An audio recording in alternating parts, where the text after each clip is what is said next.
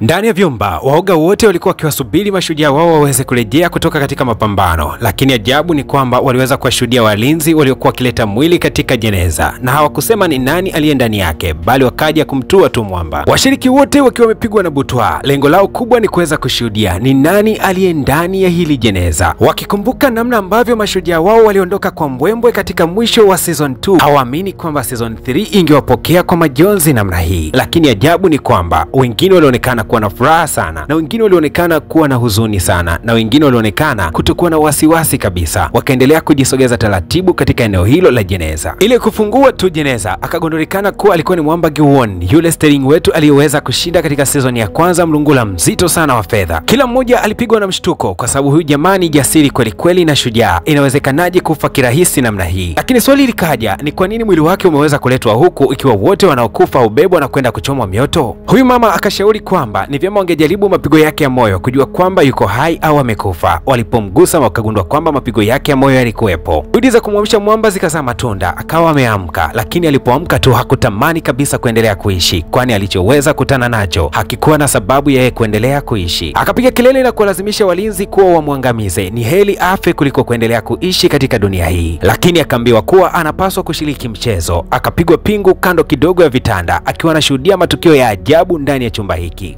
Najua unajiuliza kwa nini wenzake wote waliuliwa na kwenda kuchoma moto, lakini ye aliletwa katika chumba hiki. Siri hii utakwenda kuijua mbele kidogo ya tamthilia yetu. Ambatana nami. Mwanzoni tu mwa Squid Game season 3 zinasikika milindimu ya risasi. Walinzi walikuwa wamechafukwa vibaya mno, na kila aliyejitolea kwenda kuwasaidia wenzake basi alikisoma cha mtemakuni. Vyumba vilichafuka damu. Walinzi 8 walipoteza maisha na 12 wasimamizi wa mchezo nao walipoteza maisha. Hawa waliotangulia ahela hawakwenda bulebule. Washiriki wengi walikufa kishujaa, wakawabakiza wenzao 60 tu katika mchezo huu wa Squid Game. Ajabu ni kwamba Mwamba Giwon alichukuliwa kama mateka, akaletwa ndani ya mjengo, na walivyoona sifa walimleta Mwamba akiwa ndani ya jeneza, wakiwa tayari wamemzimisha, wakamtua ndani ya mjengo. Ile tu jamaa kushtuka na kugundua kuwa alikuwa ndani ya jeneza, akapiga kelele sana akilia huku akisema naomba mniue, naomba nife, lakini wakamwambia kwamba unatakiwa kushiriki mchezo. Ni mshiriki mmoja tu ambaye alikuwa ameachwa hai, Mwamba Giwon, anatakiwa kushiriki mchezo. Jamaa Giwon akafungwa pingu katika mikono yake, haruhusiwi kufanya kitu chochote kile, bali kushuhudia matukio yote yanavyokwenda kuendelea. Lakini mchezaji mmoja hivi alikuwa yuko hai, tena alikuwa na bunduki mkononi, lakini hata kujitolea kwenda kuwasaidia wenzake aliona shida, kwani aliyoweza kuyashuhudia ya walinzi yalikuwa yanamtisha zaidi. Mwamba alipokuwa amefungwa na pingu hakutaka masiala na mtu yeyote yule, hacheki na wowote. Kila aliyejaribu kuingia katika njia yake, jamaa alimuonesha upande wake wa pili. Kila mtu alibaki anashangaa kuona kwamba jamaa alikuwa ni mkatili kuliko pale awali. Miili ya wote waliosubutu kufanya ushubwada katika mchezo walining'inizwa juu kabisa katika maeneo haya ya dormitory. Basi bwana, kila mmoja alipoyatazama watu hawa alijifunza kwamba katika mchezo huu hawacheki na wowote. Likasikika tangazo kama yanavyotangazwa magame mengine kwamba mchezo unaofuata unaitwa kombolela kibongobongo. Wazungu wanasema hide and seek, yani na kutafuta unapokuwa umejificha. Mbele yao kulikuwa na mpira mkubwa sana ambao ndani yake ulikuwa na mipira mingine midogo midogo mingi sana yenye rangi nyekundu kwa blue. Ikiruhusiwa tu rangi nyekundu, basi wanatakiwa kutafuta watu wenye rangi ya blue, na ndani ya dakika 30 wanatakiwa kumtoa mtu wa rangi ya blue mmoja. Kwa hiyo washiriki wote wenye rangi ya blue watapewa funguo ambazo watakuwa huru kwenda kujificha maeneo tofauti tofauti, lakini watu wenye nyekundu wanatakiwa kuwatafuta, na mtu yeyote utakayepatikanika mwenye blue basi utatolewa ndani ya dakika 30.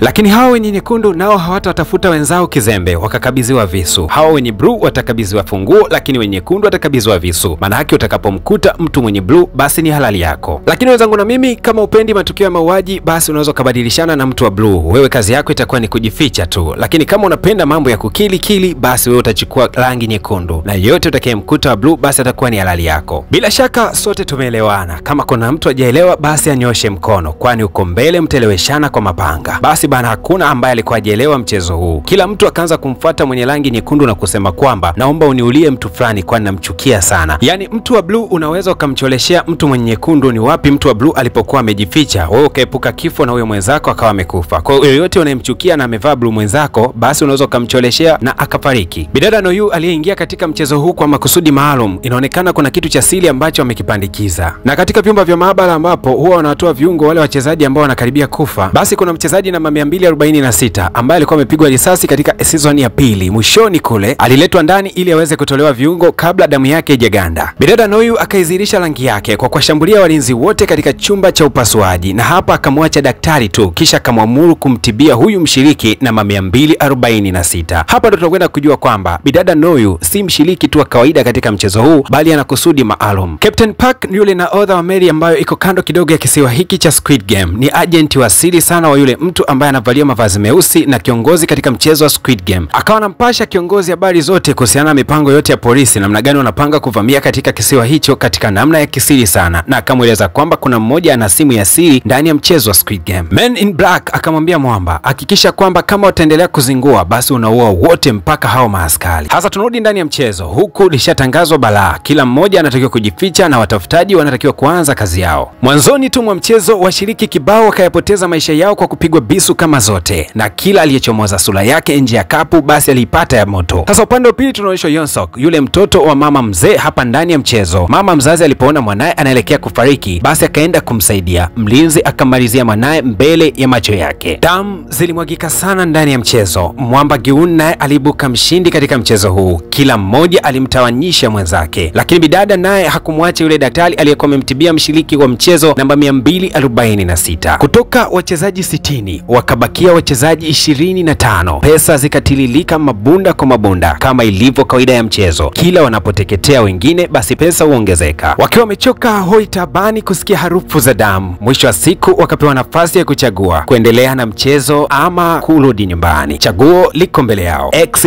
ama 0. Ukisikia watu walichoka na kujizila kwa kila kitu, basi hawakuwa na chaguo lingine zaidi ya kuchagua kubakia ndani ya mchezo. Mama mmoja mwenye mtoto mdogo naye alijizila kuendelea kucheza mchezo huu, lakini mama yake na Yonsok aliyempoteza mwanae siku za hivi karibuni alikata tamaa mazima na akaamua kutokuendelea na mchezo. Zaidi ni kwamba alijiua. Basi bwana, kwa kuwa tumewapa nafasi ya kuendelea kushiriki ama kurudi nyumbani nanyi mmechagua kubakia, basi mchezo unaofuatia ni rahisi sana na mliucheza udogoni. Huu ni mchezo wa kuruka kamba. Mwanzoni tu mwa mchezo mambo yalikuwa magumu kweli kweli. Kila aliyeshiriki kwa hatua za awali alijikuta akitumbukia katika shimo refu sana, lakini Mwamba Gi-hun alikuwa akimtazama huyu mama wa mtoto, akafikiria ni namna gani angeweza kucheza mchezo huu. Kabla ya kuendelea katika mchezo wa kuruka kamba, kwanza tuingie katika vyumba vya wachezesha michezo kwa maana ya VIPs. Hawa jamaa wana kazi moja tu, kutazama mchezo unavyokwenda, yani wanaangalia mambo yote yanavyoenda na wanafurahia sana wanapoona vifo. Walikuwa 6 tu ndani ya chumba kimoja, wa kiume 4 na wa kike 2. Basi wakaendelea kushuhudia mchezo huku wakipiga stori 2-3, na wakati wote hata hawa VIPs huwa hawaonani sura zao. Man in Black, jamaa mwenye nguo nyeusi, kuna kitu alihisi kuwa hakiko sawa, na ni kweli kabisa hakikuwa sawa, kwani wakati huu aliwekewa bunduki kichwani. Hakuwa mwingine bali alikuwa ni bibie. Yule afande aliyejipenyeza ndani ya mchezo huu alikuwa hachezi mbali ya kisiwa hiki, bali alichukua radio call na kuanza kuelekeza maafande wenzake kuja katika eneo hili. Lakini wote tunajua kuwa Captain Park akawa anawapeleka maafande uelekeo tofauti na kule wanakopewa maelekezo, kitu ambacho kikawa kinamshangaza sana huyu afande. Mbona ni kama vile maelekezo anayoyatoa hayaendi sawa na huyu nahodha wa boti? Tunarudi ndani ya mchezo. Kamba ishaandaliwa, sasa idadi ya warukaji imeongezeka. Mchezo huu wa kuruka nao haukuwa rahisi kiasi hicho. Kila mshindani alitakiwa kumsukumiza mwenzake chini ili aweze kushinda. Basi katika sukumizana, mwisho mama wa mtoto anayefahamika kama He akawa ameanguka chini, akamwacha mtoto wake mchanga kabisa mwenye umri wa miezi 2 tu. Mwamba Gi-hun akamtazama mtoto yule kwa huzuni sana akiwa amelala chini, akakumbuka mbali, kumbe bana kulikuwa kuna dili la siri ambalo lilikuwa limepigwa. Ilikuwa hivi, kabla ya kuingia katika mchezo huu Mwamba Gi-hun alikutana kisirisiri na yule Man in Black, na makubaliano yalikuwa ni kwamba Gi-hun anatakiwa kuwatoa sadaka baadhi ya washiriki ili mtoto mdogo aweze kubakia hai. Alafu akamwambia kwamba wewe ndio utakuwa mshindi wa zawadi ya pesa zote ambazo zimeandaliwa, kwa hiyo utakuwa ni mshindi mara 2 katika mchezo huu wa Squid Game. Sijui hata Sterling wetu alianzaje kushawishika, lakini ukweli ukawa ndio huo, kwani Mwamba aliweza kuwateketeza baadhi ya washiriki na mtoto mchanga akawa amebakia. Huku nje ya kisiwa katika meri, basi wakina Koplo Mkwizu walikuwa wanachezeshwa kiduku na huyu Captain Park alimimina risasi kama anakula popcorn. Ndani ya mchezo wa Squid Game, hawa washiriki wa VIP